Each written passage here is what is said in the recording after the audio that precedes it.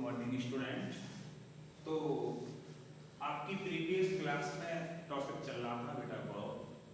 तो वर्ब के हमने टाइप्स को सीखा, वर्ब के कितने टाइप्स होते हैं और आगे का जो भी है वो हम इस क्लास में पढ़ेंगे।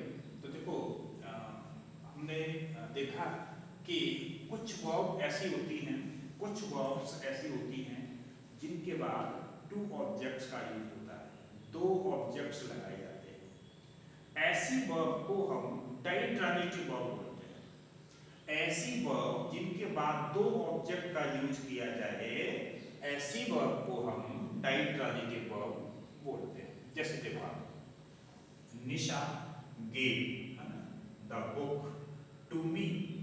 अब क्या हो रहा है, देखो अब ये गेव है ना, ये वर्ब है। निशा ने गेव, निशा ने दी, क्या दी? बुक, है ना, ये बुक। ये ऑब्जेक्ट हो गया, किसको दी? मुझे, मी। एक ऑब्जेक्ट ये हो गया, एक ऑब्जेक्ट बुक है और एक ऑब्जेक्ट मी है। Nishant bought a pen. Nishant ने खरीदा, क्या खरीदा? पेन। किसको खरीदा? कोमल, है ना। अब यही से समझेंगे बेटा कि डायरेक्ट ऑब्जेक्ट कौन सा होता है, इनडायरेक्ट ऑब्जेक्ट कौन सा होता है ना। दो ऑब्जेक्ट आ रहे हैं इस बॉट वर्ब के, दो ऑब्जेक्ट, एक तो पेन है, एक कोमल है। इस गेव वर्ब के दो ऑब्जेक्ट, एक तो बुक है, एक मी है। जो व्हाट का रिप्लाई होता है, जैसे देखो निशांत ने खरीदा, क्या खरीदा, है ना, व्हाट, क्या खरीदा। तो जो क्या का रिप्लाई होता है वो तो होता है डायरेक्ट ऑब्जेक्ट। किसको, किसको खरीदा, है ना, तो किसको का रिप्लाई होता है इनडायरेक्ट ऑब्जेक्ट। तो ये किसको? कोमल को, है ना, तो ये इनडायरेक्ट ऑब्जेक्ट हो जाएगा। ऐसे इसमें निशा ने खरीदी क्या, निशा ने दी क्या? बुक, है ना, तो क्या का रिप्लाई क्या होता है? डायरेक्ट ऑब्जेक्ट होता है। किसको? मी, मुझे, है ना, तो ये क्या हो जाएगा? इनडायरेक्ट। एक और देखिए, एक और तरीका बता रहा हूं आपको। जो डायरेक्ट ऑब्जेक्ट होता है वो नॉन लिविंग थिंग होती है। बुक भी नॉन लिविंग थिंग है, पेन भी नॉन लिविंग थिंग है। और इनडायरेक्ट ऑब्जेक्ट जो होता है वो लिविंग होता है, ह्यूमन बीइंग होता है। तो देखो मी और ये कोमल, ये ह्यूमन बीइंग है या नहीं है? ये इनडायरेक्ट ऑब्जेक्ट, चाहे कैसे भी समझ लीजिए। These sentences have two objects। In sentences में क्या है कि दो ऑब्जेक्ट, एक डायरेक्ट ऑब्जेक्ट है और एक इनडायरेक्ट ऑब्जेक्ट है। मैंने आपको बता दिया, समझा दिया डायरेक्ट ऑब्जेक्ट और indirect object. A verb that can have two objects is called a ditransitive verb। मैंने पहले ही क्लियर कर दिया कि जो वर्ब जिसके पास दो ऑब्जेक्ट हैं, किसी सेंटेंस में ऐसी वर्ब आ जाए जिसमें दो ऑब्जेक्ट हो, ऐसी वर्ब को हम क्या बोलते हैं? डाइट्रांजिटिव वर्ब बोलते हैं। ओके, है ना। अब आगे देखिए, Let's now analyze these sentences. Nisha gave a book to me। निशा ने मुझे पुस्तक दी। Book direct object। Answer the question gave what, है ना। ये किसका आंसर है? क्या दी?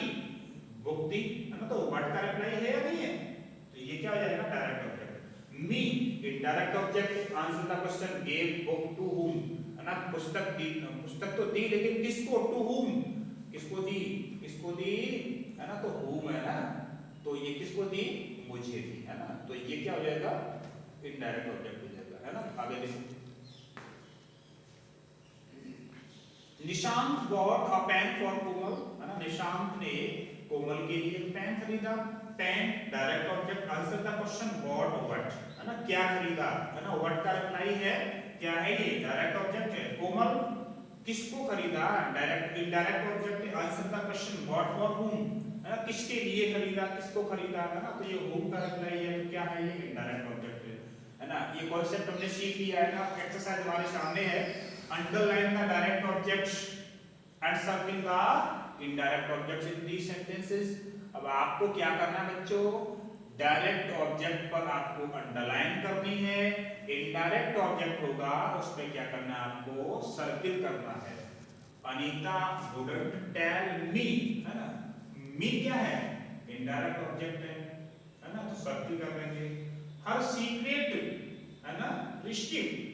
अब ये क्या हो जाएगा? डायरेक्ट ऑब्जेक्ट हो जाएगा, जिस पे अंडरलाइन कर देनी है। तो डायरेक्ट ऑब्जेक्ट, इनडायरेक्ट ऑब्जेक्ट को हमने अच्छे से समझा है। अब इस एक्सरसाइज को हम करेंगे। अंडरलाइन करनी है हमको किस पे?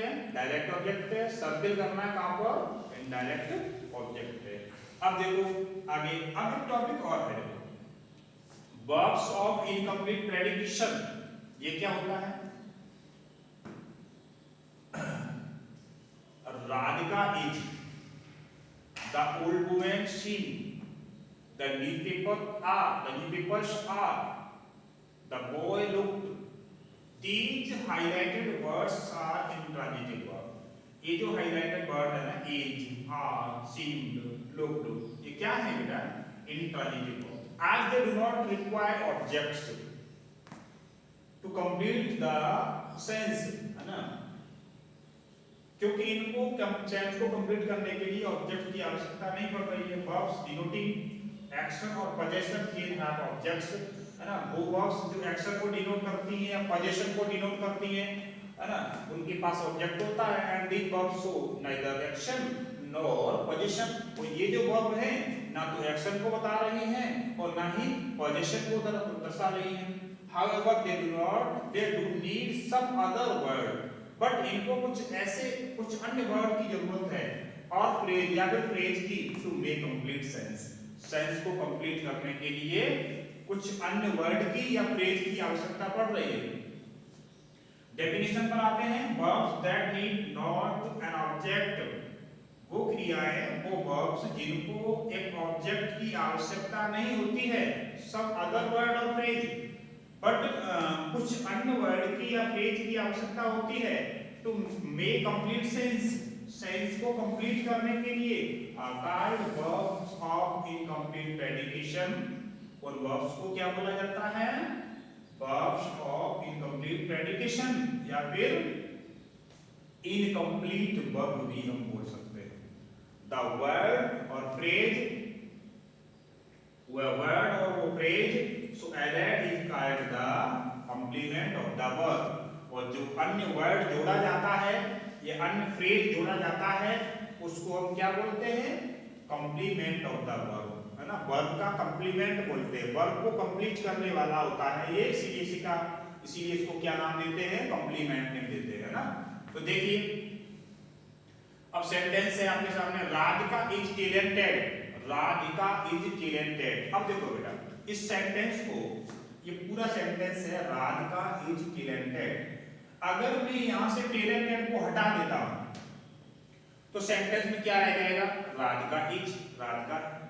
तो क्या ये सेंटेंस कंप्लीट सेंस को कन्वे कर रहा है? नहीं कर रहा है। राधिका इज, राधिका है, क्या है? कुछ नहीं पता कुछ भी नहीं मालूम पड़ रहा है, राधिका इज, है ना? अब जैसे मैंने यहाँ पर टैलेंटेड जोड़ दिया तो हुआ क्या? इस टैलेंटेड वर्ड ने क्या किया? इस सब्जेक्ट को कंप्लीट कर दिया, सब्जेक्ट को कंप्लीट कर दिया, इसीलिए इसको बोलते हैं सब्जेक्टिव कंप्लीमेंट। इस टैलेंटेड वर्ड ने किसको कंप्लीट किया है? सब्जेक्ट को कंप्लीट किया है, इसीलिए इसे क्या बोलेंगे? सब्जेक्टिव कंप्लीमेंट, है ना? ऐसे ही देखो, तो the old woman seemed pleased, ऐसे ही देखो ये प्लीज्ड वर्ड है, यहाँ पर सब्जेक्ट को कंप्लीट कर रहा है, इसीलिए क्या बोला जाएगा? सब्जेक्ट कंप्लीमेंट बोला जाएगा, है ना? तो ये इज, है ना, सीम्ड, आर, लुक्ड, ये कौन सी वर्ड बोली जाएगी? The highlighted word talented, wet, है ना, pleased and brightened that we have used to complete the sense, है ना, जिसको हमने सेंस को कंप्लीट करने के लिए इन्हें ऐड किया है, आर कॉल्ड कॉम्प्लीमेंट्स। इनको हम क्या बोलेंगे? कॉम्प्लीमेंट्स बोलेंगे। A compliment along with the verb forms a compliment predicate. अच्छा जी, देखो आगे सब्जेक्टिव एंड ऑब्जेक्टिव कॉम्प्लीमेंट। अब कॉम्प्लीमेंट के टाइप की बात करें तो कॉम्प्लीमेंट टू टाइप्स के होते हैं। There are two types of complement. एक तो होता है सब्जेक्ट कॉम्प्लीमेंट। सब्जेक्ट कॉम्प्लीमेंट क्या होता है? जो सब्जेक्ट को कंप्लीट करता है। एक होता है ऑब्जेक्ट कॉम्प्लीमेंट, ये क्या होता है? ये ऑब्जेक्ट को कंप्लीट करता है ना? तो अनुराग इज ब्राइट, है ना, तो यहाँ पे ब्राइट है क्या? Subject complement. क्यों?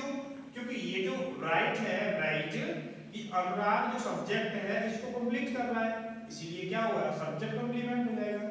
द क्लास अपॉइंटेड अनुराग। अब देखो यहाँ क्या हो रहा है? अपॉइंटेड वर्ब होगी, द क्लास का सब्जेक्ट होगा, और मतलब क्लास में नियुक्त कर दिया। किसको नियुक्त कर दिया? अनुराग को, है ना? तो ये किसको का आंसर है? हु का आंसर है अनुराग, ये ऑब्जेक्ट हो गया। क्या नियुक्त कर दिया? मॉनिटर, है ना। मॉनिटर किसे नियुक्त किया? अनुराग को। अनुराग को क्या नियुक्त किया? मॉनिटर। यहां देख लो, ये मॉनिटर जो वर्ड है ये अनुराग को, अनुराग जो कि ऑब्जेक्ट है, इस ऑब्जेक्ट को कंप्लीट कर रहा है, इसीलिए हम इसे क्या बोलेंगे? ऑब्जेक्ट कंप्लीमेंट बोलेंगे। तो कंप्लीमेंट के भी हमने टाइप सीख लिए। कंप्लीमेंट टू टाइप के होते हैं, सब्जेक्टिव कंप्लीमेंट, सब्जेक्ट को कंप्लीट करता है, ऑब्जेक्ट कंप्लीमेंट, ऑब्जेक्ट को कंप्लीट करता है ना।